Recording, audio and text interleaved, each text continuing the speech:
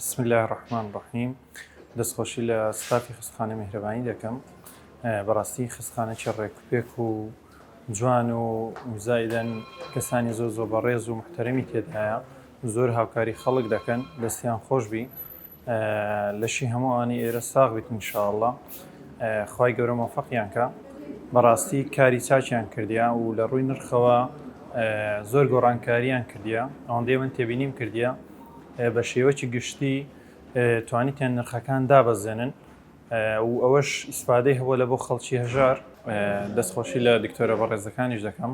بەڕاستی جێماندووبوونیان دیارە، زۆر ڕێکوپێک، زۆر نەرمونیان لەگەڵ نەخۆش بە شێوەیەکی هادێ و لەسەرخۆ نەخۆشەکان بەڕێ دەکەن، دەستیان خۆشبی و سپاسی کارمەندەکانیش دەکەم. بەڕاستی زۆر ماندوو دەبن بە نەخۆشەکان کاتێک کە خۆمان دەچینە مەسەلەن لای دکتۆرەکە یان بۆ منە بۆ ئەشعە یان بۆ منە بۆ نازور یان هەر بابەتێکی دیکە، زۆر هاوکاری خەڵک دەکەن و دەستیان خۆش بێ و هیوادارم هەر سەرکەوتوو بوون و خوای گەورە سەلامەتیان کە ئینشاءالله.